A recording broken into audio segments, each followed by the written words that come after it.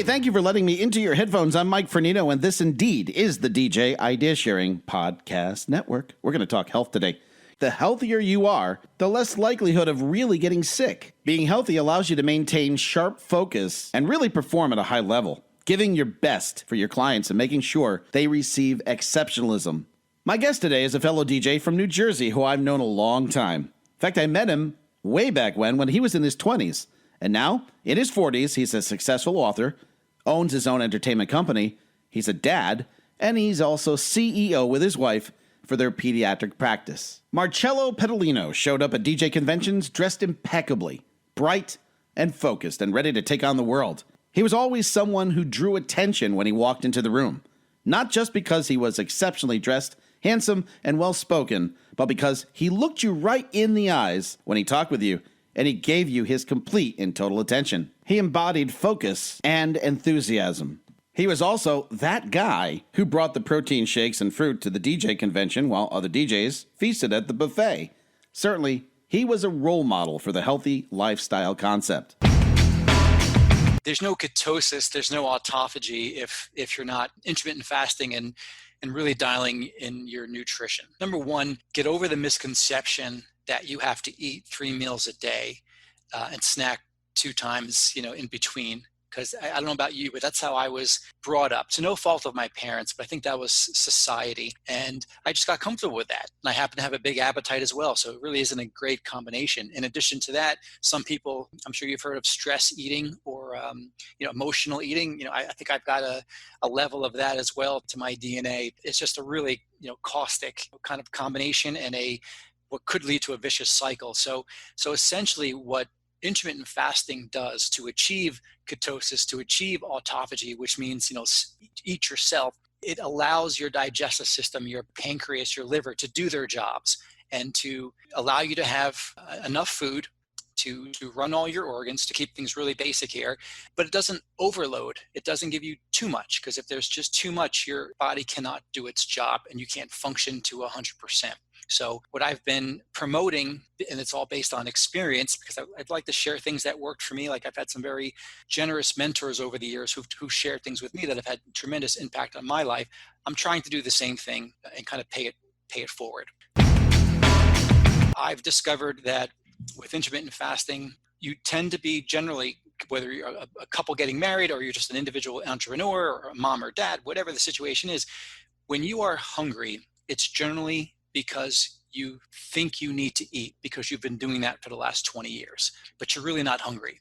Normally, you're actually more thirsty than you are hungry, but it's really like, it's 7 o'clock in the morning. I normally have my coffee and my English muffin, or I go to Dunkin' Donuts and get whatever it is, because that's just your routine.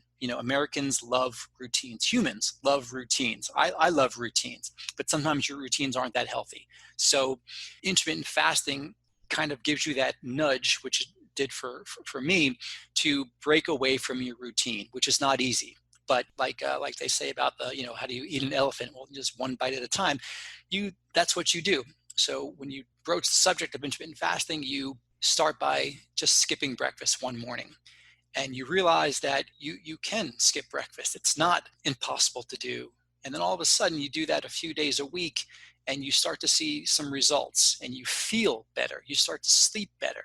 And then it opens up this beautiful explosion of positive, there's a cascade of positive physiology that happens to your body, and it's really phenomenal. That's kind of a broad scope to give you an idea of what it's all about. We will break it all down right now. So then let's start with all of the preaching that we've received over the years that you want to eat 5-6 times a day in small portions. We're meant to be grazers, and breakfast is the most important meal of the day. I've heard this so many times, Marcello. Yeah. And it sounds to me like now they're finding out it's not so much. No, and I was one of the ones, even in my book, I talked about the importance of breakfast. And again, it's not that breakfast is bad, but you can intermittent fast, have 2 meals a day, but it doesn't have to be breakfast. Like you could start with lunch and make lunch and dinner your 2 meals of the day. Whatever the case is, you don't have to wake up and have a really nutritious breakfast to be successful and to be productive. Actually, though, in the book, I do mention to the concept of eating breakfast like a king, lunch like a prince, and dinner like a pauper. I do believe in that, because something that all the experts agree is that you shouldn't be eating right before you go to bed. There should be at least minimum of 3 hours, ideally 4 hours, I believe, but 3 hours seems to do the trick for most people. You shouldn't eat right before you go to bed. But as far as how to start the day, I think you and my wife, Dr. Jill, you spoke about the old, I think it was a lot of the protein shake businesses who promoted the fact that, hey, you have to have your protein and a shake before you go out and work out. But we've learned that you don't actually have to eat before you work out. You can work out in a fast state and achieve the same results. So I think just like the cholesterol got a bad rap, but you learn that all of the news and statistics that came out promoting lower cholesterol was by the pharmaceutical companies who make a crap load of money by selling cholesterol lowering drugs. All the breakfast cereal companies, the waffle companies all said, yeah, you got to eat breakfast, and the orange juice companies, because now we've learned that orange juice really isn't that great for you because it's loaded with sugar. Mm-hmm. But of course, it's like, wow, orange vitamin C, you should have it in the mornings. Well, no, not really. But you've got these people who say, yeah, not only do you have to have a big breakfast or healthy breakfast, which is, eggs and waffles and pancakes. Now, certainly there's nothing wrong with eggs. Eggs turned out to be a very healthy fat. But do you need to have, like on the commercials or the pictures on the cereal box where they have usually a bowl of cereal, 2 pieces of toast, mm-hmm. and then, some other like hash browns or something like that, and then a big, huge thing of a glass of orange juice? The answer is no. Actually, as long as you hydrate, to me, I've learned that hydration is much more important than eating breakfast. Just to share what I recommend is if you do get up and you want something, you can do obviously a nice big glass of water, or, sip your water on the way to the gym. And I'm not sure if you're familiar with I do mention it in one of my recent articles, like Bulletproof coffee. It's a really high quality coffee, and you use ghee butter with MCT oil, and it won't break your fast, but it will give you the feeling of having something in the morning, because some people say, I can't function without coffee in the morning. Right. Okay, fine. Here's the happy medium. Have a cup of coffee that's healthier, and it won't break your fast either. Being in ketosis, which I'll mention in a second how you achieve it, being in ketosis allows your body to become, and I know it's kind of a cliche thing, but a fat burning machine. So all of a sudden, you're not just losing water weight, you're losing actual fat from your body. And people say, how do you achieve it? Well, by intermittent fasting, it allows, as I said in the beginning, it allows your liver and these other vital organs in your digestive system to do their jobs. So now by eating less, and it's not depriving yourself of the proper caloric intakes, it's just allowing your body to digest properly. Once you do that, sometimes it takes people 3 days, 5 days, 7 days to enter this ketogenic state and achieve this ketosis, to where now your body is burning your fat for fuel. Then you start to see, among other things, weight loss. And I think there's a common misconception that people should enter ketosis for weight loss purposes, but it's not. It's just a bonus side effect, which I really, my clients, whether it's the entertainment production clients or my health and wellness clients, I say, please don't go into this for weight loss purposes. Don't say, I want to be keto, or I want to start a keto diet, or be, ketogenic diet so I can lose weight. I said, you're missing the point. Being in ketosis allows you to sleep better, to feel better, have better mental clarity, to just all systems will function better when you're in ketosis. And oh yeah, by the way, you're going to probably lose 5 pounds, 10 pounds, some people 20 pounds, and depending on how overweight you are, a considerable amount of weight. So just kind of consider that the icing on the cake. If you were to give one piece of advice to someone who's struggling right now, stressed out, they've lost work, they're just having a hard time, is there one thing that they can do and implement that might make a difference in their life?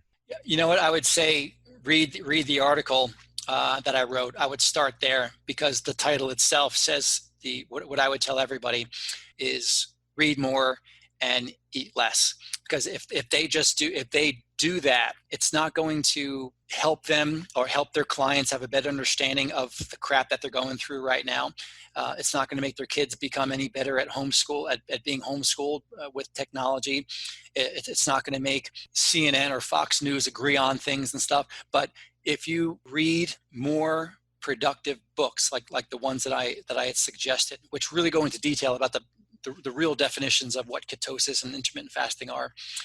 If you do that instead of going online and arguing with people and just getting frustrated about the media and how they're handling things, whether you're a Trump supporter or not, nothing's going to change if you go online. I promise you that. You're not going to end up spending a half hour reading articles online or posts online and feel better. I can guarantee you that's not going to happen. Because, that's the truth. Right? The truth. So, but what I can guarantee you is if you read one of the two books or a book similar to the books that I recommended to you, you can start and have a much better chance of rebuilding your life from this moment on. Again, I can't guarantee you it's going to change your life and solve all your problems in the next 2 weeks, but I can tell you you will give yourself a much better shot of a comeback than if you just do what you've been doing.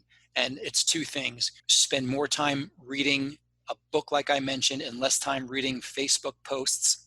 And then the second, which is kind of a combination, read more, eat less, is to just stop turning to food, which I know is easier said than done for a lot of people. But unless there's a really underlying issue, a disorder for your eating, if you simply start by skipping breakfast one day, if you can do that, then I'm telling you, you can be in the state that my wife and I are in right now, which is we are in our 40s and we feel like we're in our 20s. And if anyone needs any assistance with that or has any additional questions, they can call me. We can do consultations, that sort of thing. But you wouldn't need to. There's enough online in the books that I recommended for whatever, $12 on Amazon or whatever it is. Pick up those books and you'll see that with that one thing, which is kind of a combination of an A and a B, you can absolutely change your life and change, if nothing else, make the next week of your life a better experience overall if you take that first step. Marcello Pedalino, you are the best of the best, and I thank you so much for taking some time today and being on the podcast. I wish you well. Take care of that beautiful family of yours, and we'll see you hopefully very soon at another DJ convention. Be my pleasure. And thanks again for having me, Mike. I really appreciate it. Thank you. Cue the program note. I will make sure that you have a link available for Marcello's article. It's called More Reading, Less Eating: How Knowledge and Science Can Help You Survive and Rebuild. Want more? Here you go. 3 books that Marcello recommends: Bulletproof Diet by Dave Osprey, Becoming Ageless by Strauss Zelnick, and Keto Fast by Dr. Joseph Mercola. Thanks again, everyone, and please stay healthy and stay safe. The DJ Idea Sharing Podcast is brought to you by NLFX Professional and Promo Only.